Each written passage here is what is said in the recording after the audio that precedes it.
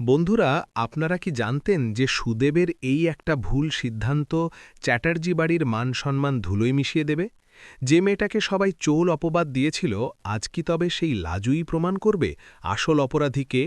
ভিডিওর শেষ পর্যন্ত দেখবেন, কারণ শেষ দৃশ্যে এমন এক সত্য বেরিয়ে আসবে যা আপনি কল্পনাও করতে পারেননি। অনুভব আর লাজুর সম্পর্কের কথা জেনে গিয়ে অদ্ভুত কাণ্ড করল সুদেব। সম্পূর্ণ জানতে হলে দেখতে থাকো। গল্পের শুরুতেই দেখা যায় স্ত্রীর মনটা একদমই ভালো নেই। শর্মিলা তখন বোঝাতে থাকে, ছোট, তুই যদি এইভাবে ভেঙে পড়িস তাহলে কি করে হবে বলতো? তখনই স্ত্রী বলে, ভালো লাগছে না দিদিভাই, একদমই ভালো লাগছে না। নিজের ছেলের জন্য আমি এমন একটা মেয়েকে পছন্দ করেছিলাম, যেই মেয়েটা কিনা চোর, তার নাকি অন্য পুরুষের সাথে সম্পর্ক আছে। এর থেকে খারাপ আর কি হতে পারে বলতে পারো? তখনই শর্মিলা বলে, দেখ, যা হবার তা তো হয়ে গেছে, তুই আর এসব ব্যাপার নিয়ে অত ভাববি না। যত ভাববি ততই আরও মন খারাপ হবে। সেটা কি খুব একটা ভালো হবে বলতো? স্ত্রী বলে, ওই মেয়েটা যে এতটা ডেঞ্জারাস সেটা আমি বুঝতেও পর্যন্ত পারিনি। শর্মিলা বলে, দেখ বনলতা, কিন্তু সত্যিই খুব ডেঞ্জারাস। কিন্তু একটা কথা তো ঠিকই, যে আমরা লাজুকে ভুল বুঝেছিলাম। লাজু কিন্তু বারবার করে এটাই প্রমাণ করে গেছে ও একটা ভালো মেয়ে। পড়াশোনাতেও কত ভালো বল। তখনই স্ত্রী বলে, প্লিজ দিদিভাই, লাজুকে নিয়ে এখন এ সমস্ত কথা শোনার মতন কোনো ইচ্ছেই আমার নেই। আর তোমরা যেন লাজুর সাথে একটু বেশি সবকিছু শুরু করে দিয়েছ। কি বলতে চাইছ? বনলতার সাথে লাজু এখন কোনো কম্পিটিশনে নেমেছে? আমি যদি আমার কৃষ্ণর বউ হিসাবে লাজুকে রেখে দিতাম, তাহলে ভালো করতাম, এমনটাই বোঝাতে চাইছ তো? শর্মিলা বলে, আরে এমনটা কোথায় বোঝাতে চাইলাম, তুই একটু বেশি রাগ করছিস, আমার কথাটা একটু শোন। কিন্তু শর্মিলার কোনো কথা শুনতেই চায় না স্ত্রী। তখনই চলে এসেছে ঘরে বনলতা আর বলে, আমি কি কোনো কিছুতে হেল্প করতে পারি? স্ত্রী বলে, প্লিজ তুমি এখান থেকে যাও, তোমাকে আমি এমনিতেই সহ্য করতে পারছি না। তার উপরে আবার এখানে এসে বড় বড় কথা বলছো। বেরিয়ে যাও, এক্ষুনি এই ঘর থেকে বেরিয়ে যাও। তুমি এক কাজ করো, তোমার ঘর আছে না, সেখানেই নিজেকে আটকে রাখো, খাওয়ার সময় খেয়ে যাবে। বনলতা বুঝতে পারে সে এমন একটা অপরাধ করেছে, বাড়ির মানুষগুলোর ভরসার বিশ্বাস পাওয়া এতটাও সহজ ব্যাপার নয়। শর্মিলার স্ত্রীর তো নয়। এরপর বনলতার কথাই ভাবতে থাকে স্ত্রী। অন্যদিকে লাজু পড়তে বসে পড়েছে। সুদেব বলে, হ্যাঁ রে লাজু, তুই ওখানে গিয়েও পড়িস, এখানে এসেও পড়িস, আমাদের মধ্যে তো কোনো স্বামী স্ত্রীর সম্পর্কই নেই রে লাজু। লাজু বলে, তোমাকে তো আমি বলেছিলাম যে 5টা বছর একটু অপেক্ষা করো, অন্তত আমার ডাক্তারি পড়াটা শেষ হোক। সুদেব বলে, 5টা বছর অপেক্ষা করা কি মুখের কথা? আর তুই তো জানিস আমি হলাম পুরুষ মানুষ। তখনই লাজু বলে, তাতে কি হয়েছে, তুমি পারবে, তুমি চাইলেই সবকিছু করতে পারবে। সুদেব বলেন, লাজু তুই জানিস না মা আমাকে কতটা এতটা বকাবকি করে। বাড়ির বউ ডাক্তারি পড়তে চলে গেছে শহরে, আর এসবের জন্য মা সারাদিন আমার সাথে খুবই অশান্তি করতে থাকে। বারবার বলে আমাকে বিয়ে দিয়ে দেবে, আমার নাকি অন্য কারোর সাথে সংসার শুরু হবে। এই আমি তো পুরুষ মানুষ, যদি সত্যি সত্যি আমার কাউকে মনে ধরে বা আমি কাউকে বিয়ে করে নিই, তখন তুই কি করবি? লাজি বলে, ভালোই তো হবে, এটা তো সত্যি কথা, আমি তোমাকে সময় দিতে পারি না, সে এসে তোমার সংসারটা সুন্দর করে সাজিয়ে গুছিয়ে দেবে, এর থেকে ভালো আর কি হতে পারে? সুদেব বলে, তুই কি পাগল লাজু? তোর বর অন্য কারোর সাথে থাকবে বলছে আর তুই বলছিস ভালো হবে? কোথায় তুই শাখা সিঁদুরে দিব্যি দিয়ে বলবি যে আমি যেন অন্য কারোর সাথে না যাই? তুই চাইছিস আমি অন্য কারোর সাথে চলে যাই? এটা কিন্তু খুবই বাড়াবাড়ি হচ্ছে রে লাজু। লাজু তখন বলে, কি করব বল, তোমাকে তো অপেক্ষা করতে বলছি, কিন্তু তুমি বলছো অপেক্ষা করতে পারবে না, সেক্ষেত্রে আমার তো আর কিছু করার নেই। এরপর সুদেব বুঝতে পারে লাজু হয়তো তাকে ভালোই বাসে না। খেতে বসে পড়েছে চ্যাটার্জি বাড়ির সবাই। ঠাম্মি তখন বলে, মন মেজাজটা একদমই ভালো নেই, তাড়াতাড়ি খেতে দাও, খেয়ে শুয়ে পড়ি। এরপর স্ত্রী বলে, সত্যি কয়েকদিন ধরেই বাড়িতে যা পরিবেশ তৈরি হয়েছে, তাতে কারোরই মন মেজাজের অবস্থা একদমই ভালো নেই। তখন জেঠুমণি বলে, আসলে বাড়ির বউ যে এরকম কিছু করতে পারে এটা আমাদের ধারণাই ছিল না। তার উপরে আবার নতুন বউ, সত্যি শুনে আমরাও খুবই চমকে গেছি যে বনলতার মতন মেয়ে চুরি করতে পারে। অনুভব চুপচাপ সবটা শুনতে থাকে। স্ত্রী বলে, সবটাই আমার জন্য হয়েছে, আমি যদি এই মেয়েকে দ্বিতীয়বার এই বাড়িতে না নিয়ে আসতাম, তাহলে হয়তো আজকের দিনে এরকম কিছু ঘটত না।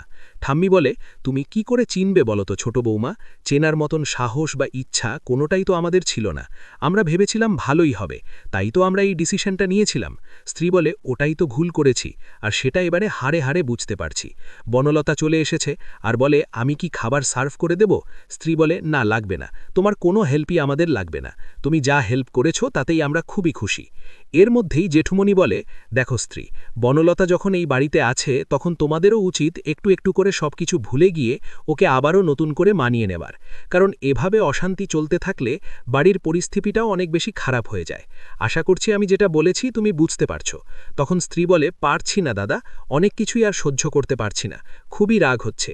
মায়ের এত পুরনো গয়নাগুলো বেচে দিল, ওর আবার পুরনো প্রেমিক যে ওকে থ্রেট করল, থ্রেট করার মতন তাহলে কিছু ছিল। এরপর অনুভব মনে মনে লাজুর কথাই ভাবতে থাকে যে লাজু কবে ফিরে আসবে। সুদেব তখন বলে, হ্যাঁ রে লাজু, তুই আর কেমন একটা হয়ে গেছিস, আর সেটা খুব ভালোভাবে আমি বুঝতে পারছি। ঠিক সেই মুহূর্তেই মনে মনে একটা কথাই ভাবছিল অনুভব, যেভাবেই হোক না কেন লাজুকে যত তাড়াতাড়ি সম্ভব এই বাড়িতে ফিরিয়ে আনতে হবে, কারণ লাজুকে ছাড়া সে আর অন্য কিছু ভাবতেই পারে না। বনলতা ভাবে লাজুকে নিয়ে এই বাড়ির সবাই এত বেশি উঠে পড়ে লেগেছে, যেন অনুভবের স্ত্রী আমি না, লাজু। আমি এই লাজুকে আর এই বাড়িতে থাকতে দেব না, আর তার জন্য আমাকে যা যা করতে হয় সবটাই করতে হবে। ঠাম্মি তখন বলে, দেখো বনলতা, তুমি যেই কাণ্ডটা ঘটিয়েছ তাতে আমাদের প্রত্যেকেরই একটু সময় লাগবে সবকিছু মানিয়ে নিতে, সেই সময়টুকু তোমাকে দিতেই হবে, এছাড়া আর কোনো উপায় আছে বলে তো আমার মনে হয় না। বনলতা বলে, ঠাম্মি, আমি সবার কাছেই ক্ষমা চাইছি, আমি একটা ভুল করে ফেলেছি, আর কখনোই এরকম ভুল করব না, আমি সবার কাছে ক্ষমা চাইছি। স্ত্রী তখন কিছুই আর বলতে চায় না। এর মাঝখানেই লাজু পড়তে বসার ছলে বাইরে চলে যায়। সুদেবের একদমই ভালো লাগে না। সুদেব বলে, লাজুকে পড়তে পাঠিয়ে তবে কি আমি খুব ভুল করলাম? এর মধ্যেই ফোন করেছে সুদেবকে বনলতা। রাত হতেই সুদেবের সাথে কথা বলতে থাকে ফোনে, আর বলে, এই যে সুদেব, তোমার বউ যে অন্য কারোর হয়ে যাচ্ছে সেটা কি তুমি বুঝতে পারছো? তোমার বউ কিন্তু আর তোমার কন্ট্রোলে নেই, সে কিন্তু আর তোমার সাথে থাকবেও না, কথাটা ভালো করে জেনে রাখো। তখনই সুদেব বলে, এসব আপনি কি বলছেন? আমি তো কিছুই বুঝতে পারছি না টিচার। অন্যদিকে রাতের বেলাতেই ফোন করেছে অনুভব লাজুকে। অনুভব বলে, তুমি কবে আসবে বলো তো, আমার আর ভালো লাগছে না, এইভাবে লাজু তোমার এই বাড়িতে ফিরে আসাটা খুব জরুরি। ঠিক সেই মুহূর্তেই বনলতার ফোনটা রেখে দিয়ে বাইরে গিয়ে সুদেব দেখে লাজু ফোনে অন্য কারোর সাথে কথা বলছে। আর তখনই সুদেব বলে, হ্যাঁ রে, তুই বুঝি তোর নাগরের সাথে কথা বলছিস, তা সেটা কে বলতো? আমি এবার বুঝতে পেরে গেছি রে লাজু, তুই আর এখন আমার নেই, আর আমি তো তোকে সেই কথাটাই বলছিলাম, তুই অন্য কাউকে ভালোবাসিস, ডাক্তারি পড়ার বাহানায় তুই অন্য কারোর সাথে প্রেম করছিস। সত্যিটা স্বীকার করার সাহস তোর আছে, তাহলে সত্যিটা স্বীকার কর। এরপর লাজু কি বলবে নিজেই বুঝে উঠতে পারছে না। লাজুকে সুদেব অনেক কথাই শোনাতে থাকে, আর বলে, কাজটা তুই ঠিক করলি না, তোকে আমি এত ভালোবেসেছিলাম, এত সবকিছু স্বাধীনতা দিয়েছিলাম, আর শেষে তুই কিনা আমার বুকে এইভাবে ছুরিটা মারলি। লাজুর কষ্ট হয়, তবুও লাজু প্রতিবাদ করতে পারে না। সুদেবের এই বিষাক্ত সন্দেহের তীরে বিদ্ধ হয়ে লাজু যেন পাথরের মতো জমে যায়। তার দুচোখ বেয়ে জল গড়িয়ে পড়ে বইয়ের পাতায়, কিন্তু মুখে কোনো শব্দ ফোটে না। সুদেব রাগে ফুঁসতে ফুঁসতে বলতে থাকে, চুপ করে আছিস কেন? এই সতীপনা আর দেখাস না। শহরের হাওয়া গায়ে লেগেছে তো, তাই গ্রামের এই সাধারণ স্বামী আর ভালো লাগছে না। ওই অনুভবের সাথে তোর কি সম্পর্ক আমি সব বুঝে গেছি। ঠিক তখনই লাজু নিজেকে সামলে নিয়ে ধরা গলায় বলে, তুমি আমায় এতটা ছোট ভাবলে সুদেব। আমি পড়াশোনা করে আমাদের অভাব ঘোচাতে চাইছি, আর তুমি সেই সুযোগে আমার চরিত্র নিয়ে কথা বলছো। আমি কথা বলছিলাম অনুভবদার সাথে ঠিকই, কিন্তু সেটা পড়াশোনার একটা নোটস নিয়ে। উনি আমায় সাহস দিচ্ছিলেন। সুদেব তাচ্ছিল্যের হাসি হেসে বলে, সাহস না অন্য কিছু? বনলতা দিদি ঠিকই বলেছে, তুই এই বাড়ির লক্ষ্মী নোস, তুই একটা কাল নাগিনী, যে সুযোগ পেলেই আমাকে ছোবল মারবি। পরদিন সকালে চ্যাটার্জি বাড়িতে এক অদ্ভুত থমথমে পরিবেশ সৃষ্টি হয়। অনুভব সারা রাত ঘুমাতে পারেনি। তার মাথায় শুধু একটাই চিন্তা, কিভাবে লাজুকে এই নরক থেকে উদ্ধার করে আবার তার সম্মানের জায়গায় ফিরিয়ে আনা যায়। ওদিকে বনলতা নিজের মনে হাসছে, তার চাল সফল। সুদেবকে দিয়ে সে লাজুকে এমন অপদস্থ করাবে যে লাজু আর কোনো দিন এই চ্যাটার্জি বাড়ির চৌকাঠ মারানোর সাহস পাবে না। খাবার টেবিলে ছোট বৌমণি অর্থাৎ শ্রী যখন বসেছে, বনলতা আবার গদগদ হয়ে সেবা করতে আসে। কিন্তু শ্রী তাকে থামিয়ে দিয়ে বলে, শোনো বনলতা, তুমি যতই হাত জোড় করো বা ক্ষমা চাও, আমার হাড়ের গয়না আর আমার বিশ্বাস তুমি কোনো দিন ফেরাতে পারবে না। তবে বড়দা যখন বলেছেন তোমাকে থাকতে দিতে, তাই থাকতে দিচ্ছি, কিন্তু সাবধান, কোনো তেড়া বাঁকা চাল চললে এবার আমি তোমাকে ঘাড় ধাক্কা দিয়ে বের করব। বনলতা মনে মনে বলে, আগে তো লাজু বিদায় হোক, তারপর তোমাদের দেখে নেব। এরই মধ্যে সুদেব চ্যাটার্জি বাড়িতে এসে হাজির হয়। তার চোখে মুখে উন্মাদনার ছাপ। সে সোজা অনুভবের ঘরে গিয়ে তাকে কলার ধরে টেনে হিঁচড়ে হল ঘরে নিয়ে আসে। বাড়ির সবাই হকচকিয়ে যায়। জেঠুমণি ধমক দিয়ে বলেন, কি হচ্ছ কি সুদেব? এটা কি মগের মুল্লুক নাকি? সুদেব চিৎকার করে বলে, জেঠুমণি, আপনারা এই অনুভবকে চেনেন না, ও আমার বউকে ভাগিয়ে নেওয়ার চেষ্টা করছে, কাল রাতে চুপি চুপি ফোনের ওপর প্রেম করছিল দুজনে। অনুভব শান্ত গলায় বলে, সুদেব, তুমি ভুল বুঝছ, আমি শুধু লাজুকে পড়াশোনার কথা জিজ্ঞাসা করছিলাম। সুদেব পকেট থেকে একটা সিঁদুরের কৌটো বের করে মেঝের ওপর আছাড় মেরে ভেঙে ফেলে আর বলে, আর পড়াশোনা করতে হবে না, লাজুকে আমি ত্যায্য করলাম, ও আর আমার কেউ নয়, ও যেখানে খুশি যার সাথে খুশি চলে যাক, আমি আজই অন্য মেয়েকে বিয়ে করব। এই কথা শুনে শর্মিলার বুকটা কেঁপে ওঠে। সে অনুভবের হাত ধরে বলে, অনুভব, তুই সত্যি বল, তুই কি লাজুকে ভালোবাসিস? অনুভব তখন আর মিথ্যে বলতে পারে না। সে সবার সামনে দাঁড়িয়ে বলে, হ্যাঁ মা, আমি লাজুকে ভালোবাসি, কিন্তু সেই ভালোবাসা নোংরা নয়। আমি তাকে সম্মান করি, তার মেধা, তার লড়াইকে আমি শ্রদ্ধা করি। যদি সুদেব তাকে ত্যাগ করে, তবে আমি তাকে সসম্মানে এই বাড়িতে ফিরিয়ে আনব, অনুভবের স্ত্রী হিসেবে নয়, একজন স্বাধীন মানুষ আর হবু ডাক্তার হিসেবে। বাড়ির পরিবেশ মুহূর্তের মধ্যে বদলে যায়। ঠাম্মি দীর্ঘশ্বাস ফেলে বলে, যা হওয়ার তা তো হচ্ছেই, তবে বনলতার মতো বিষের থেকে লাজুর মতো হিরে অনেক ভালো।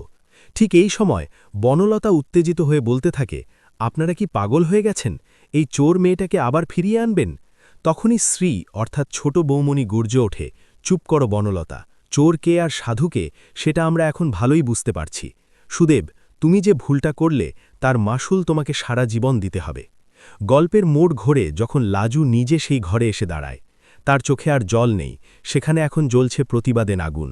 লাজু সুদেবের সামনে গিয়ে দাঁড়ায় আর বলে, তুমি আমার ত্যায্য করার কে সুদেব? যে স্বামী তার স্ত্রীর সম্মানের রক্ষা করতে পারে না, বরং পরোক্ষ শত্রুর কথায় নিজের স্ত্রীকে অপমান করে, সেই স্বামীর সাথে থাকার কোনো অধিকার আমার নেই।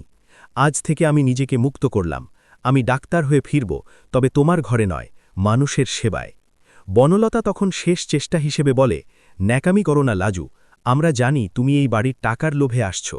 লাজু বনলতার চোখের দিকে তাকিয়ে বলে, টাকার লোভ আমার নেই বনলতা দিদি, তবে আপনার কুকীর্তির প্রমাণ আমার কাছে আছে।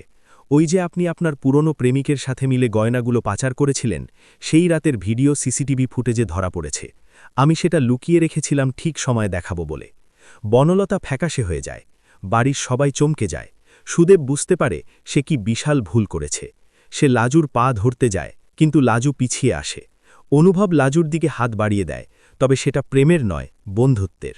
অনুভব বলে, চলো লাজু, তোমার পড়ার সময় হয়ে গেছে। এই বাড়ি আর এই সমাজকে দেখিয়ে দিতে হবে যে লাজু কারো দয়ার পাত্রী নয়। চ্যাটার্জি বাড়িতে সেদিন যেন নতুন এক ভোরের সূচনা হয়। বনলতাকে পুলিশে দেওয়ার ব্যবস্থা করা হয়, আর সুদেব মাথা নিচু করে ঘর থেকে বেরিয়ে যায়। লাজু এবার অনুভব আর তার পরিবারের আশীর্বাদ নিয়ে নতুন লড়াইয়ে নামে।